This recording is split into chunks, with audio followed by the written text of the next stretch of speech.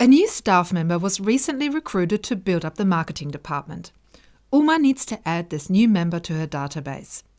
Now, she's only recently created named ranges for all of her data, and she wants to make sure that they extend automatically whenever she adds a new entry. To do this, she is going to have to convert her range to a table, and fortunately, this couldn't be easier. All she needs to do is click anywhere in her data, navigate to the Insert tab, click on Table, confirm the dialog box, and within seconds we've created our table. Straight away we notice that things look a little bit different. First up, we can see that the formatting has changed. We have these blue and white banded rows. Autofilter buttons have been added at the top of each column, and we have a brand new ribbon tab called Table Tools Design. Now this is called a contextual ribbon tab, and you will notice that as soon as I click outside of my table, it disappears.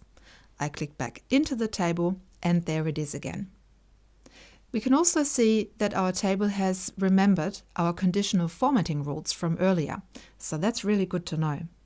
Let's take a quick look at our ribbon. On the far left-hand side, in the properties for the table, Excel has given our table a name, Table 1.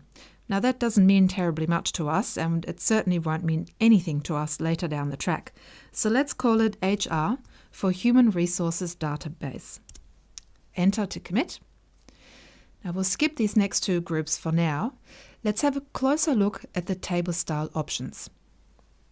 We can turn the header row on or off. I certainly want mine on. And we can give the first column slightly more emphasis. We can turn our filter buttons on or off. I will leave them off for now because right now we don't need them. We will talk about the total row later on, but here's also the last column that we can highlight.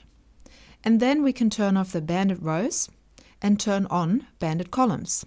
Now you could have both turned on, but that doesn't make terribly much sense. So I think because this is such a large database, we will leave the banded rows on.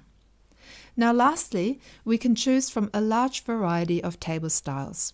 You can hover over them, and in the live preview you can see what your table will look like if you select this particular style.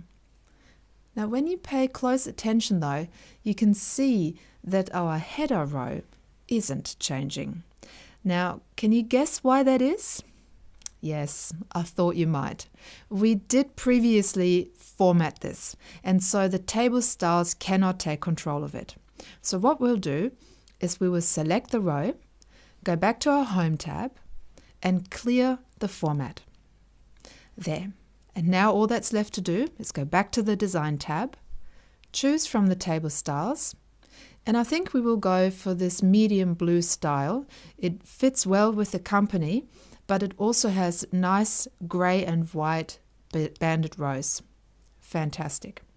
Now I think the first column emphasis we don't really need here, so let's leave it like this. Fabulous. Now that was quick and easy. And because it was so much fun, let's do it one more time.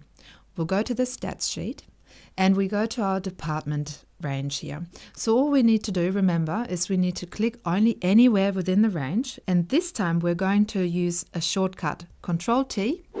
There's our Create Table dialog.